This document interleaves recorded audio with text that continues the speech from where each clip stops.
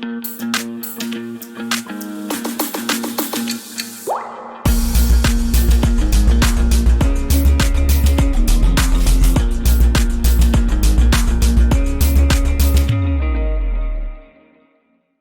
have Sesame Street socks. The socks are pretty cool though. Yo, they're actually pretty awesome. Awesome socks.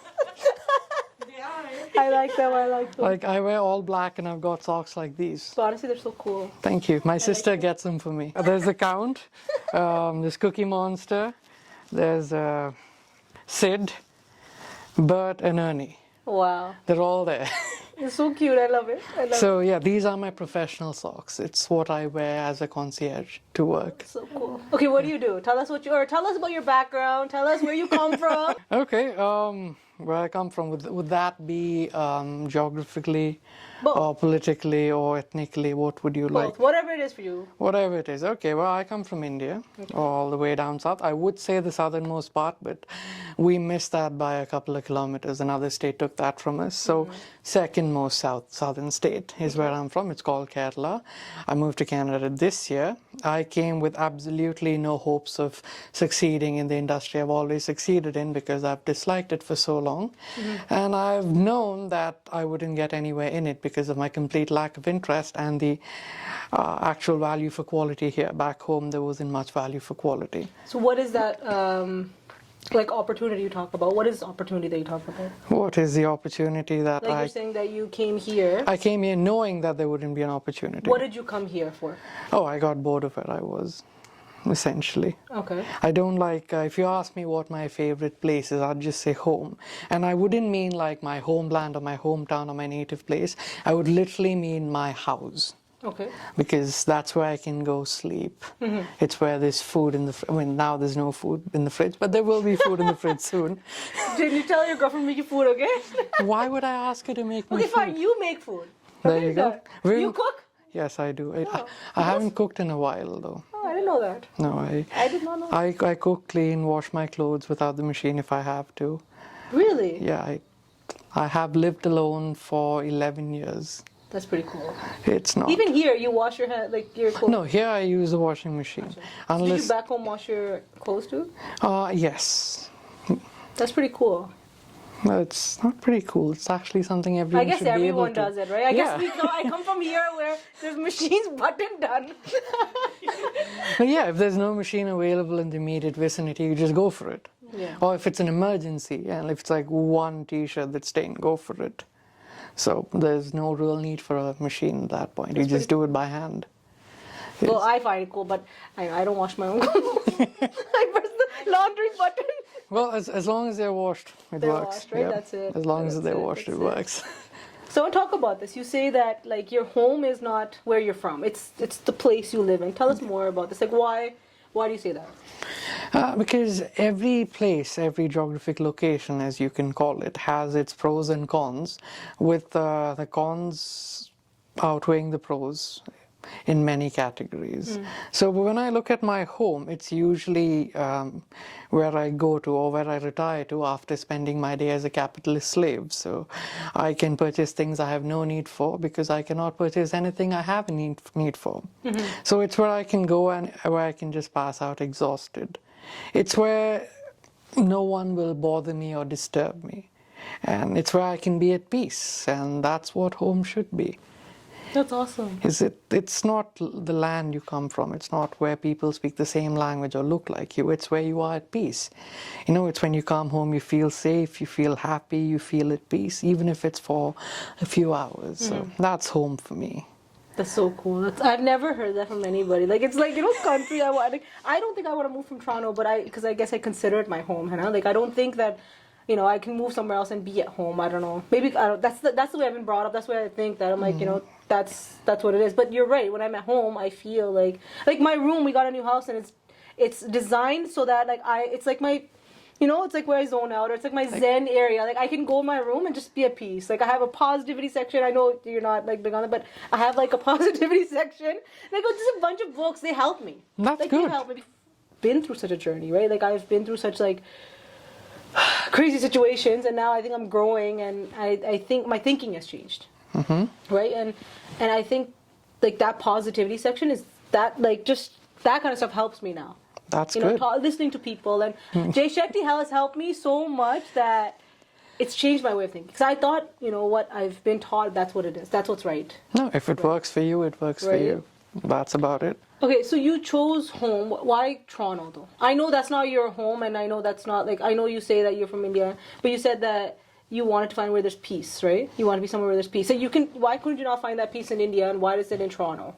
Okay. Well, I didn't say I didn't find peace in India. Or why is it that you wanted that change, I say? I wanted that. I've never actually stayed in one place for too long, except my childhood.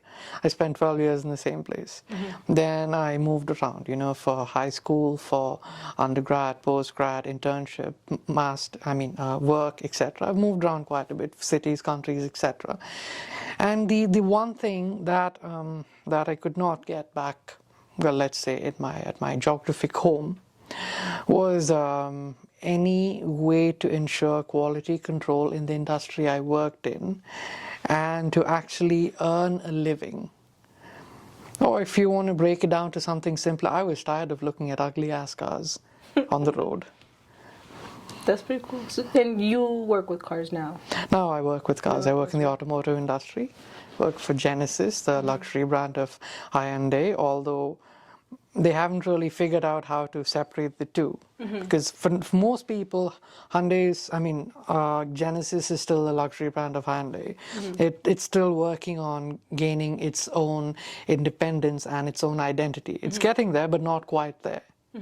So that's what they're working on, and it's kind of fun, you know. I work in the service sector, and I work as a concierge, and it marries two things I quite enjoy. One, I like driving luxury vehicles, and two, I like talking to people for limited amounts of time. So I essentially pick up their vehicles for service, talk to them about any other concerns they have, reassure them that it will be taken care of. I don't know if it will be, but I will reassure them. We come back, do our best, and I get it back to them. So the idea is that they don't actually have to leave their home to get their vehicle serviced. I'll go with a courtesy vehicle, give it to them, bring theirs back, and do the swap once it's done. So that's what I do on a day-to-day basis. It's a no-brainer. But it is one of the jobs that do not make me unhappy. Why is that, though? Or can you tell us what you did before? Just a little bit of a background about, Sure. you know, when you came here, what you studied, maybe you Okay. moved around for work, what did you do, and then maybe come back to this topic. Professionally, okay. I am an Indian architect and a British environmental designer. Okay. So that's my educational background. I worked as an architect, interior designer, master planner. What else I worked? Client manager, site manager, building. This is in where? In India? India or- and Kuwait. India and Kuwait. India and Kuwait. And that's what I did. I also spent the last 3 years before moving to Toronto as an assistant professor of architecture. Okay. I taught at both undergrad and postgrad levels. So I enjoy teaching the most. My first teaching job is still the best job I have ever had. I mean, I'm not saying my colleagues were fun to deal with. I wish some of them would walk around with a potted plant so as to replenish the oxygen they wasted by breathing in. But teaching the students was just fun. Didn't matter if they were noisy, whether they paid attention or not, but it was just pure joy just to go in there and talk to them, you know. And I suppose over time I got better at what I was doing because teaching became more of a dialogue as opposed to a presentation, because in today's world, most lectures are confused with presentations. Now, a presentation is what you do in front of an audience, right? You have a slideshow, you talk about things, you go through your cue cards, whatever, etc. But that's not teaching. Remember our teachers when we were much younger, they just have a piece of chalk or a whiteboard marker and a whiteboard. That's all they needed. They didn't need PowerPoints, fancy slides, anything. If they had to, they would, you know, bring a chart, a slide projector, whatever. So I tried to recreate that ambience as best as I could. So I did use a blackboard quite a bit. I used to teach art to first year undergrad architecture students, and I taught all my art on the blackboard. I'd use the slides to show them pictures of things that were important. Most of my lectures had slideshows with just pictures on them, and these pictures had nothing to do with anything. The only purpose of these pictures was that if at any point they got bored of looking at my face, they could look at a pretty picture.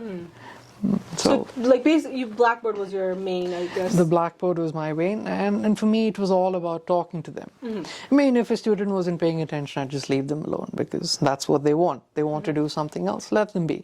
But if someone was paying attention, I would talk to them, And How old were these kids? Was it university or was it university? University, undergrad and postgrad. Undergrad, okay. And postgrad. So Okay. it was a fun experience.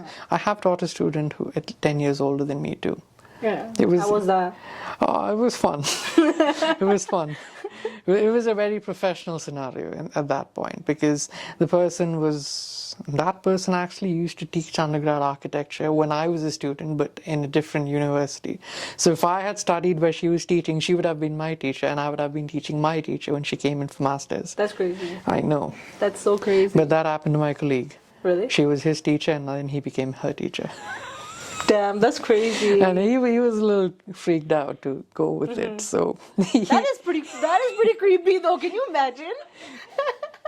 So that's where I came from, and I came here, and I did a couple of jobs. I almost started at Lowe's as a kitchen design specialist, but then I got a job that paid $23,000 more annually, and I took it, and it was a plumbing consultancy.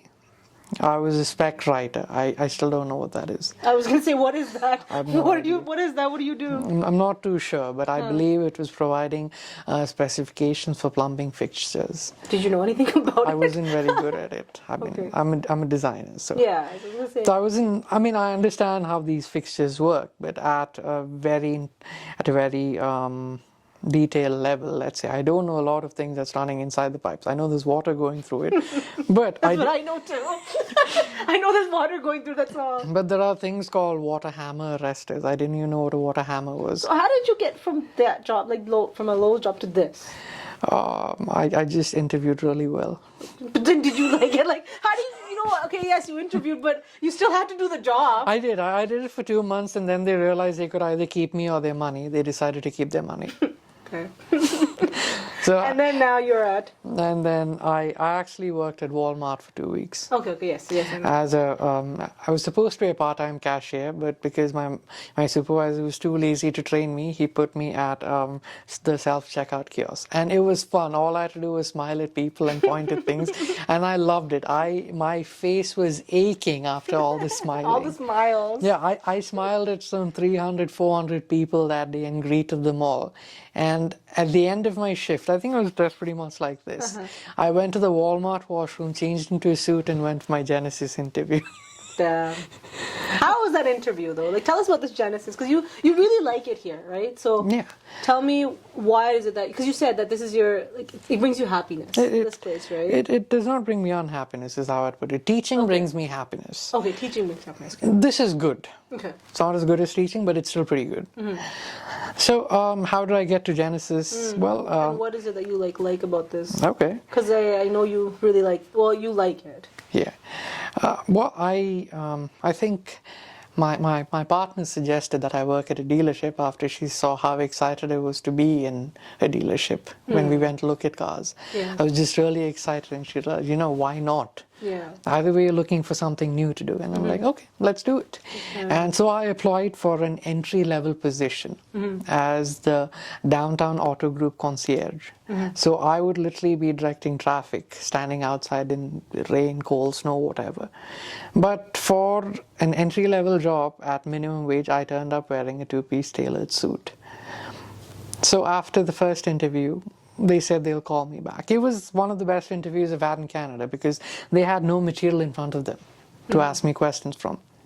They just wanted to ask me what they wanted to know.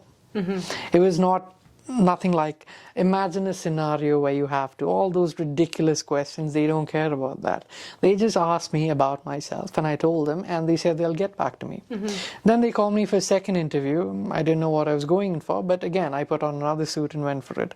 This was after Walmart shift. Okay. And when I got there, they told me they were going to hire me for Genesis, for the luxury segment, because they figured they'd I'd be an okay fit because of my background as a teacher and client manager. They could let me speak to clients because in the service segment of Genesis, I am pretty much the only customer-facing member of the team because our customers don't come in with their cars. We go take it from them or we go bring it in. So that's what they hired me for. And so I get to drive luxury cars. And best part about driving, there's no one to bother me, just me. And there's traffic, but I come from a country where rally racing is basically the standard style of driving. So driving on the Gardner I've seen both ends of the Gardner and the Don Valley Parkway. Sometimes I see both ends in the same day. It's funny. That's crazy. The funniest part is when I get on the Don Valley Parkway and then go on to the Gardner. I just love that transition. I hate that transition. I love it. I hate it. It's so, I hate it. I feel like I'm going to get an accident on that transition. I hate it. It's so much fun. Oh my God, I hate it. I mean, the roads are too big for me. I'm used to narrow yeah, roads I guess. and the same used to that, speeds. right? So That's true, that's true. I hate it though. so it's kind of fun. So I think I've driven to, I think I drove to Oakville yesterday to pick up a car. And I've driven to Milton, Uxbridge. I think the furthest I've driven is, where did I go? I think I went to Hamilton. That's your furthest? No, not driven in Toronto, but driven as part of the job for work. Oh, no, yeah, got it. Yeah. So the furthest, I think, first I've driven in here is all the way to the US, I think. Yeah, all the way to Cleveland. Oh, yes. Yeah, we did a road trip. Yeah. I heard about this. So yeah, most of the time I am alone, which means no co-workers to bother me. Yeah. That's a huge advantage. And there's only so much the clients can complain about. Yeah. Because it's a car. They're going to tell me everything that's wrong with it. And they know I'm not the person who's going to fix it. Yeah. They know I'm the messenger. So I can write everything down, assure them, and bring it back. So it's kind of calming that way. And when there's nothing else to, when I'm done with all my duties at Genesis, I help Hyundai around. Today I helped load 12 tires onto the back of a truck. Wow. Today I did take off my jacket. Usually when I'm wearing a suit, I don't take off my suit. I do it while... And I detailed 2 cars today, use the pressure washer with the jacket on. It's fun stuff. And you take videos of him doing this? I don't have a video. I'll get one. Okay. I want a video. It's just fun. I'm just walking around doing things, learning new things, except the technical stuff at the workshop. That they're not going to let me do. But everything else I can do. So I spend most of my time around automobiles, and that makes me happy. And everyone there, with the exception of 2 people I'm not going to name on camera, they're very annoying. None of them work for Hyundai or Genesis. With the exception of 2 people. Do I know these 2 people? No, you don't. Oh, okay. None of you all know these 2 people. Okay, go. I don't even know what one of them's called. So, the exception of those 2 people, everyone is just, happy. I wave at everyone I see. I've never, at any workplace in my entire life, waved and said hi to everyone I've come across. Customer or staff alike. I just wave and say hi to everyone. It's weird. I feel like you would be like, walking around saying hi to everybody. Like I feel like maybe because I know you now, like a little bit. I think that. That's because you only met this version of me. Okay, fine. That's the truth about it. I would go to work back home half an hour before everyone else came, so I could reach my staff room in the corner of the building, so I didn't have to see anyone. This is where? This was back home. Oh wow. Just before coming here. So that was me. Really? Yeah, and here I walk in the front door. Why though? Like why is it? Why? Okay, tell me about this now. That you're saying that in India I used to walk, so you don't have to see anybody. Here you're like, oh hi, I want to see everybody. Tell me why, or what are you like? Why? The biggest difference is here there's a role that everyone is assigned to, and the beauty of my job is that I am the only person in the entire dealership with that position. So I'm the only one who knows how to do it. And so I'm just let alone. I don't have to deal with anyone but my supervisor or manager, and she is probably the best manager I've worked under in my life. Wow. Absolutely perfect schedules for everything. She's got everything down. All I have to do is just follow the instructions. Yeah. It's that simple.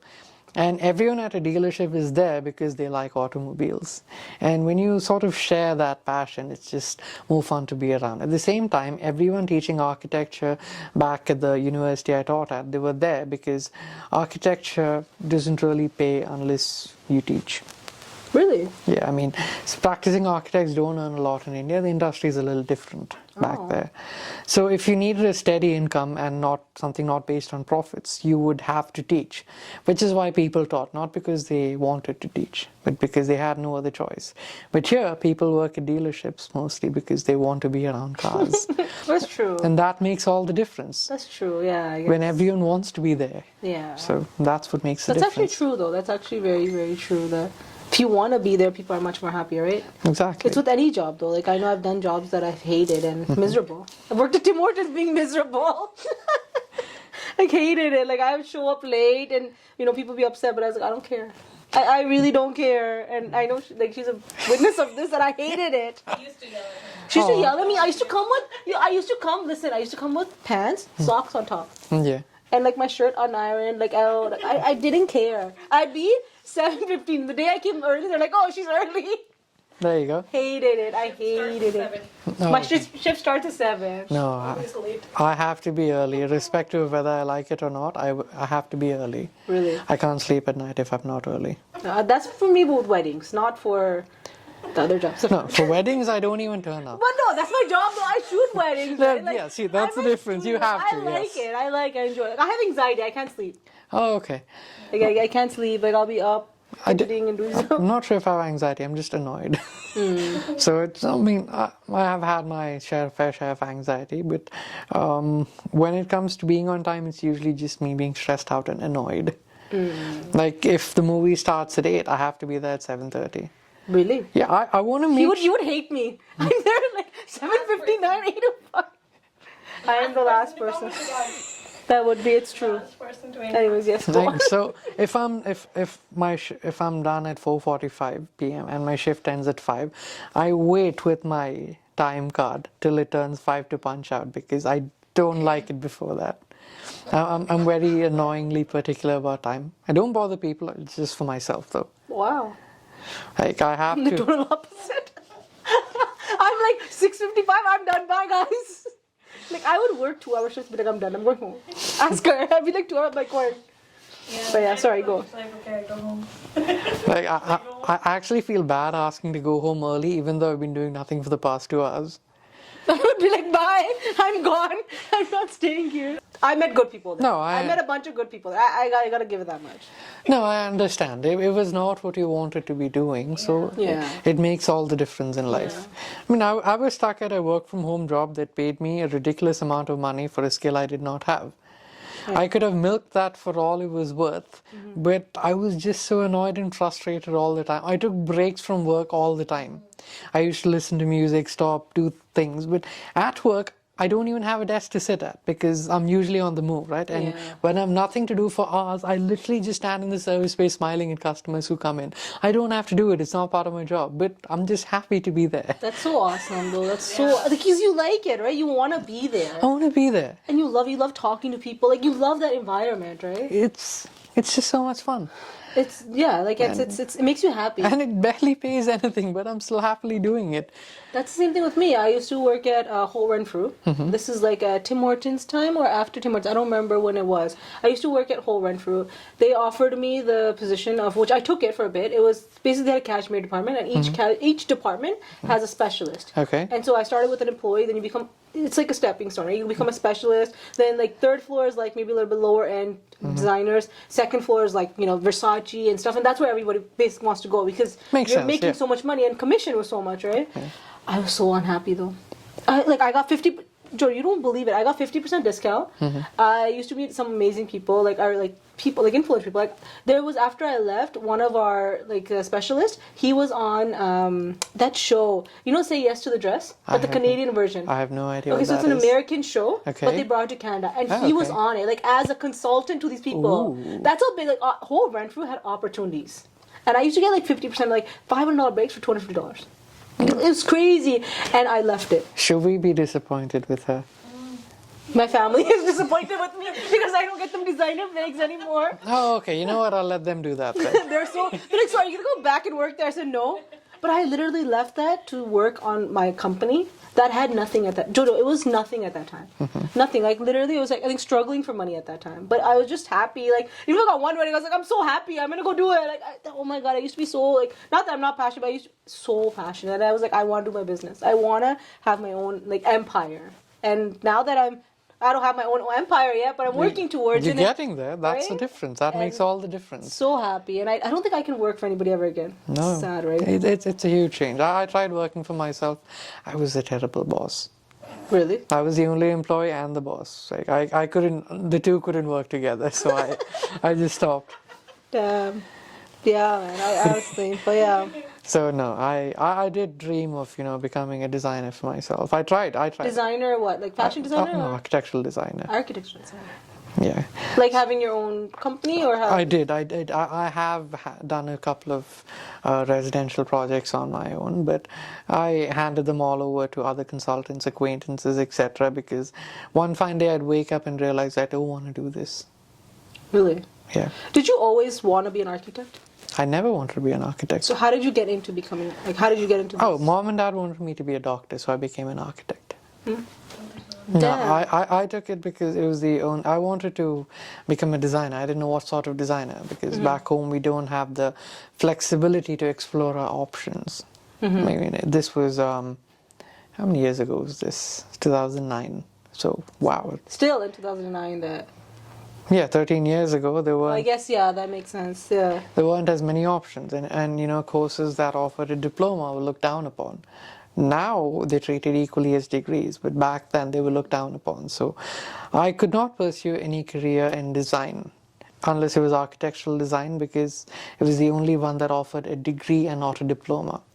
So mom, dad and I came to the agreement, fine, I'll take architectural design because, design. So my whole plan was to complete architecture and then become a product designer, masters in product design. But by the end of architecture, I somehow, because one teacher ruined my future by being kind to me. Huh?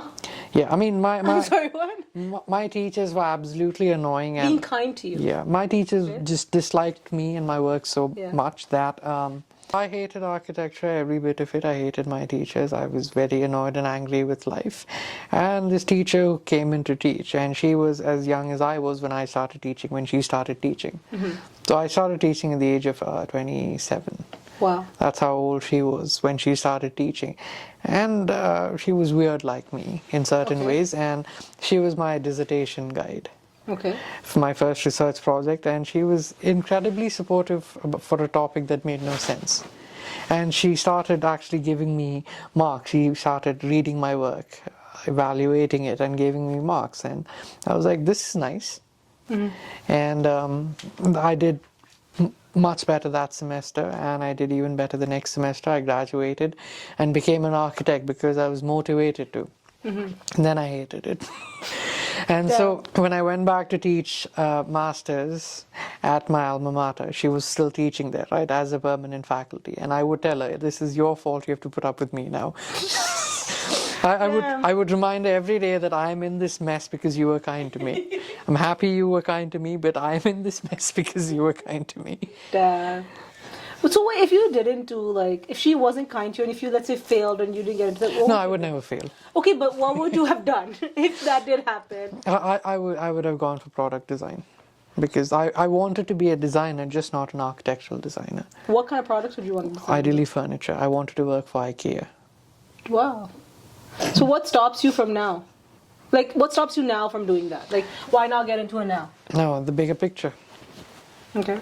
Which is? Well, once you start understanding how the design industry works, once you get older, you start seeing it, you start seeing pieces of it, you start seeing how consumers react to it, respond to it. And like, maybe I do not want to. That's one side of it. And for the other side is that, we all have a certain potential within us. Sometimes we manage to tap into it, sometimes we don't. But what if you've explored all your potential and you can't explore it any further? What if you can't run any faster than you already can? Would you try to run faster? No. This is it. There's no way you can go faster. But you've tried it only, I feel, in architecture, no? Yeah, but I know how well I can design. I know how well I can manage a studio. These are me things. So I know how well I'd do if I had to run my own organization. Not very well. Because I'd wake up and decide I wouldn't want to and just quit. Yeah. So if I know exactly what situations I would put myself in, and I decided it was for the greater good, or not of humanity, just for myself, Clearly. that I not pursue a practice of my own.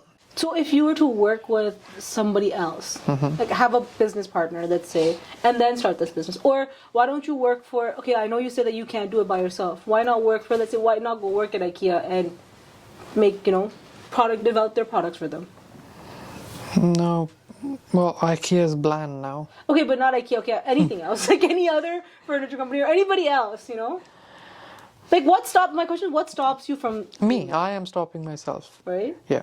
I am actively stopping myself from going back to designing because once you start designing, your brain doesn't shut off, does it?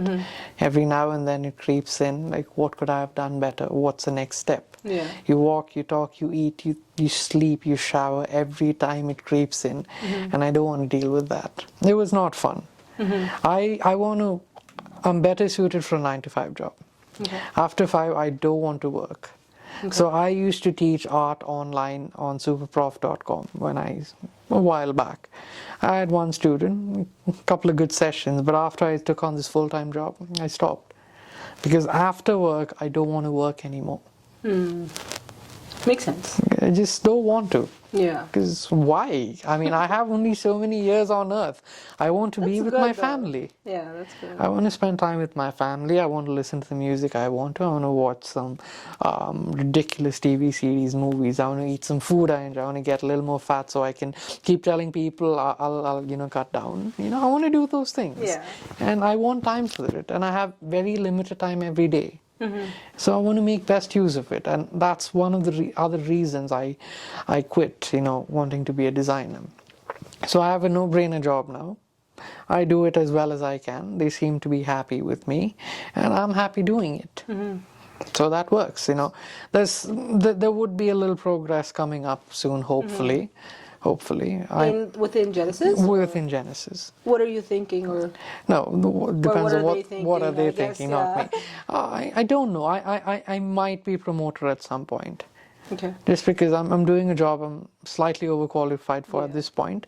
But once I complete my courses, my training, and once they gauge how well I'll be able to handle it, they might promote me. Or worst case scenario, they might offer me $1 more per hour. I'll take that if I don't get anything else. So, question for you. I know you're at Genesis, you're in a happy place, or let's say happy place right now. What does your future look like? Or what is it that you want to do next? If you don't get, let's say if you don't get promoted, or even if you do get promoted, is that where you want to stay for the rest of your life? No, absolutely not. Right? Or what is it that you want to do? Or where do you see yourself, So where do I see do you want 5 years, 10 years, 20 years, retirement? What do you want here? I want long term. Doesn't matter. It doesn't have to. As long as it goes. Okay, so currently I work in the luxury segment of the automotive industry. And so first things first, I want to remain within the luxury segment. So let's say a non-luxury automotive brand offers me double the amount. I may or may not consider it. Why is that? Because I want to stay within luxury. I enjoy my luxury very much. But if you're getting paid more for it, that's right. Isn't that considered luxury? Wouldn't that be considered more luxury then? No, that would enable me to enjoy more luxury outside work. So you want luxury within work? I want both. Okay. So, which is why I said I may or may not consider it. I didn't say I won't. May or may not. Depends on where I am at that point. Okay, but so I want to stay within the luxury segment. So guest experience is what I sort of specialize in right now. And luxury brands love catering to their guests, and I'm more than happy to smile and talk to people, make them feel welcome, unless I don't want them to be welcome. Yeah. But then at work, everyone's welcome. At home, it depends on my convenience, because I'm not being paid to be at home. It's where I want to be at peace with myself and my family. So I would not be always happy to see someone. At work, I'm being paid. I'm going to be happy as hell to see you. You are my childhood friend, even though I've never met you before. Yeah, so that's just how I am at work. Because it makes sense, you know? Yeah. The company does well. Doesn't really do a lot for me, but I'm just happy to be contributing to progress and not the other way around. So let's say I stay in the luxury segment after Genesis. You know, if I'm lucky enough, I'll move to the Germans. And then long term, what if I end up being director of guest experience at Rolls-Royce? That is the epitome of luxury in the automotive industry. Rolls-Royce are not the most expensive cars. Bugattis are, as a production line, but I did not know that. yeah. That's Okay. pretty cool, although. Anyways, yeah, sorry, go on. No, your average Rolls is $350,000. Bugattis are in millions. Damn. So, but you can customize your Rolls and it can go into Yeah. millions too. But a Bugatti as standard is in millions. Is my Really? point. Yeah. Wow. Because it's a performance, it's a hypercar. It's not even a supercar at this point, it's a hypercar. It's the fastest production car, 400 plus kilometers an hour is its top speed. You hit that, it will empty your fuel tank in minutes. Think of an 80-liter fuel tank emptying in minutes. Damn. And your tires will have to be replaced. Really? Yeah, it's about 25 grand. Okay, that is crazy. I did not know that. I'll have to double check the figures, the last Well, figure, that, I but mean, still, like, that's crazy. it's insane though. So Rolls-Royce is still the epitome of luxury in the automotive industry, and why not end up there? Yes. Well, that seems like a long-term goal I can think of. Yeah. Would you ever want to, like, go back and teaching? Why don't you? I would love to teach again, but unfortunately, the one hurdle I have to cross is the PhD. And I have absolutely no interest in the building and construction industry in my undergrad or postgrad field, which I can pursue as a research topic. Like my undergrad thesis, I didn't know what I wanted to do because I didn't care enough. You want me to design a house, I will design a house. You want a condo, I'll do a condo. You want me to do interiors, I'll do interiors. But if you ask me what do I want to design, nothing. Whatever you want me to. I can design it, but I have nothing in my mind that I really want to do. So undergrad thesis, I had to call up my mentor and he gave me one of his life projects that was in working out for him. So that was my undergrad thesis. Postgrad, I did not have a research topic. So when my professor sent out an email to everyone asking, who wants a research topic? I raised my hand and said, you know what, I'll take it. So I took the tail end of research the university had been doing for a couple of years, and my research was absolutely pointless. I mean, the whole thing was pointless. They just wanted to wind it up somehow. And so they gave it to a student. I picked it. So the feedback I literally got from my dissertation report was, the report is aesthetically appealing, but pointless. I did pass though, but yeah. I did graduate, but yeah. Well, that's good though. You graduated. That's all that matters. I did graduate. That's all that matters. So I can go back to teaching at a university here because the PhD is a hindrance. What about like high school and stuff, or you don't want to do that? Well, I guess they don't teach like. No, no, it's only college and universities College for me. and I don't want to. Would you ever want to do like another architecture job or no? No. No. No. You're like, I'm done. I can't anymore. I mean, it's not all fun in designs. There are a lot of variables that come into play. We think they're variables most of the time, but they end up as constants. And you can't push constants. Yeah. That's just how they are. So, no, I don't think I want to. Damn. Don't want to design again. It's pretty cool though.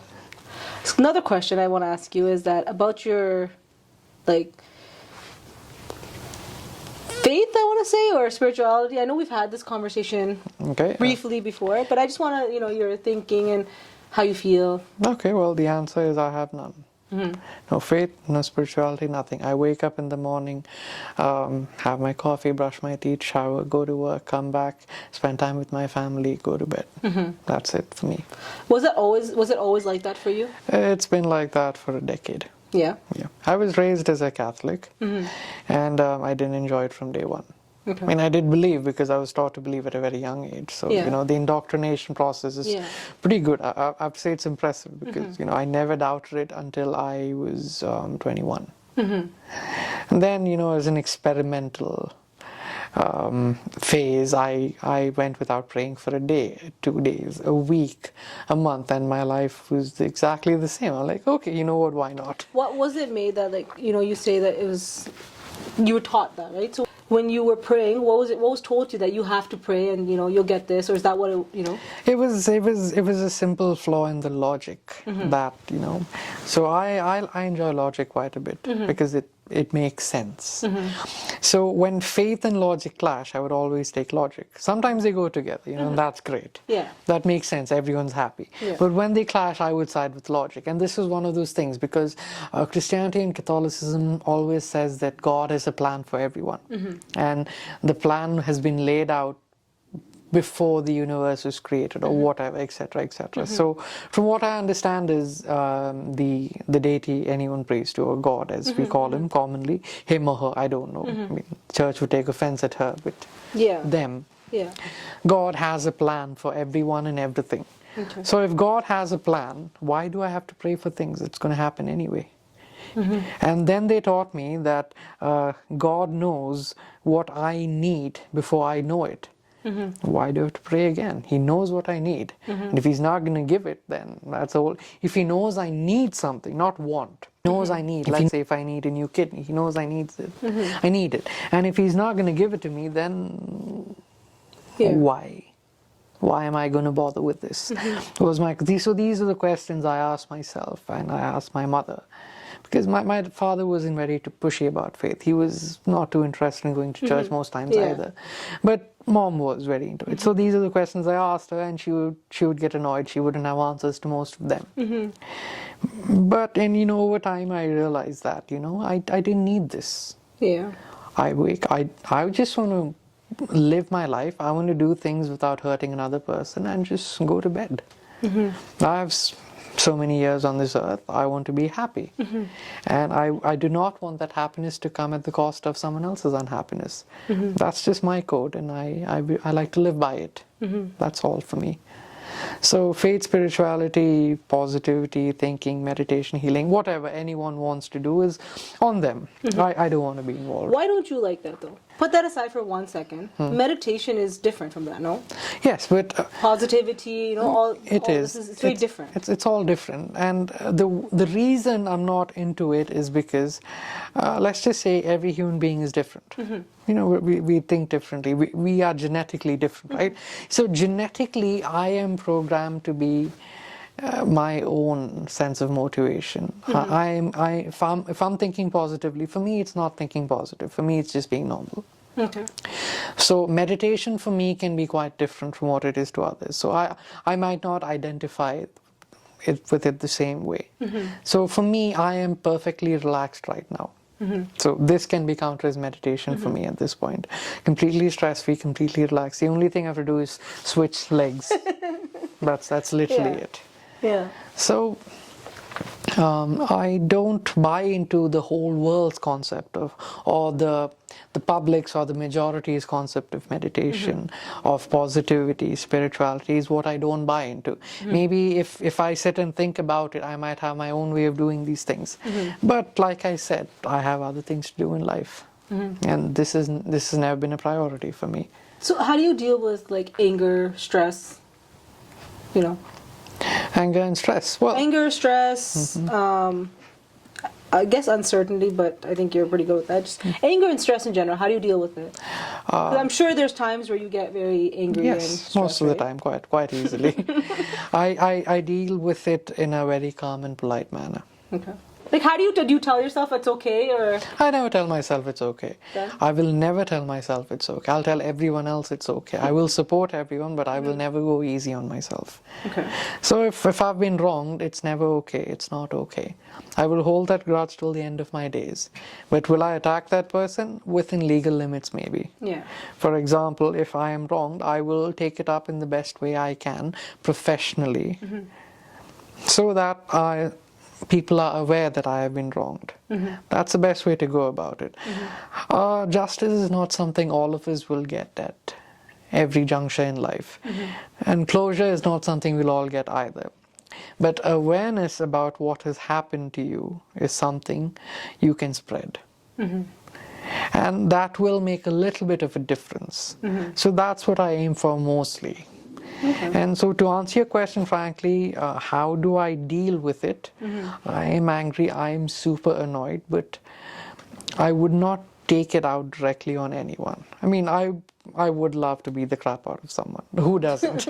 At some points, we all want to. Yeah. But is that right? Is a question. I mean, we'd all just be savages. But are then, you not right? beating yourself up inside? Oh, I'm okay. I'm quite good at taking my own beating. But why go through that suffering if you can? Why would I want someone else to suffer? Why would anyone have to suffer though? That's a question. Right? Why do you have to suffer? Why does someone else have to suffer? Oh, that can be answered with Darwin's theory of evolution, how people are genetically different. The nutrition and the education and the cultural background they had growing up is what causes people to be different. And when people are different, they always don't think the same way. So a lot of things we can align with each other with, but a lot of things we cannot. And those things we cannot, if you don't align it, as long as they run parallel, it's fine. But the moment they intersect is the issue. And that will happen quite a lot. So everyone will be wronged at some point in their life, because that's just how the human race has turned out to be. Not everyone understands kindness and empathy, because either they're not genetically designed for it or they've never learned it. So there's no way of saying that no one can suffer. Everyone's going to suffer at some point. What you do with that is up to you. Yeah. And I've decided to live my life. I'm just going to live my life and be happy. That's awesome, though. That's honestly awesome. Like, I don't think that's actually very awesome. I don't think like that, but you know, I mean, I should. Like, it's You don't have to know. no, I don't have to. But You should have a better way of doing it than this. Well, I have like I guess what I do is like through books. Like I just honestly I never hardly read books. I read them when I was in maybe like junior school. No. And now I've been just got back. Like I told you, the book I read, it's like a apology book, but it's a book that I read and literally I felt like it answered my questions. I don't feel like I'm a super religious person. I feel like I'm more on the spiritual side of things, and I believe it because like you said, I question a lot. It doesn't make sense to me, right? Exactly. Like, there's a lot of things that don't make sense. There's a lot of things that I've been told. I'm like, what? Am I happy in this life? That's a question that I've been, I think, dealing with a lot of years. Like I've actually had the courage to question it. There you go. Like I question, I'm like, even making this channel or starting with this YouTube, I'm like, no, I can't do it. I'm not good enough. Like, you know, even asking questions. I'm like, I used to have nervous breakdowns, like inside me, and I couldn't do it. I freeze. Do it, just it's just flowing. And I think where I'm standing right now, I wouldn't have been if I didn't go on that journey of like reading the book or just talking to people. It's sad. I hate it. I hate like it's people they put it on you that it's like, did God say it or are you guys just making it up? It reminds me of something I read once. I don't have a problem with God. It's his fan club I can't stand. It's the way they think. It's like, you're supposed to be a certain way. You're supposed to do a certain... It's why? Like, does it make me happy? Does it? No. Why am I doing this, right? It's about eternal happiness in the afterlife. Literally. It's an excellent product, which you will get once you die. And because you're dead, you don't know if you like it or not, and you can't return it. Literally, that's what it is. Literally, that's what it is. That is what we've been brought up by this. Like, how do you break this, How did I break it? Or in general, like how do you... Yeah, I guess. How did you break it? I know... Well, I'm going to give it to my genetic makeup for most of it. Yeah. And I found out later in life that my father had always been an atheist. Really? He just never told mom. Really? I didn't know that. It was hilarious. After I fought with my mother for 2 years... And how does your mom feel about this now? No, she doesn't know about that yet. I mean... No, but how does she feel about you coming in like an atheist? I think in 2015 was when she caved and gave in. Really? Yeah. She's like, you know what, you do you. So we have our own boundaries about these things. And my sister got married in a church. I attend. You invite me to a wedding at any religious institution, I will attend because it is your wedding. It's your day. I will respect that. I would never get married in church. That's the only difference. So I don't go to church for services, but if someone invites me for a special day of their lives, I would always attend. So that's just my relationship with religious buildings at this point. So yeah, mom's just gotten used to it over the years because every now and then when she tends to try and push things on me, all you have to do is like you asked your mother, ask a couple of very simple logical questions and they don't have answers. They don't have answers. They'll just give up. Thank you, Joseph, for an awesome interview. Guys, please like, share, and subscribe. Also, let us know in the comments what your favorite segment of this little session was. Thank you, guys. Bye-bye. Bye.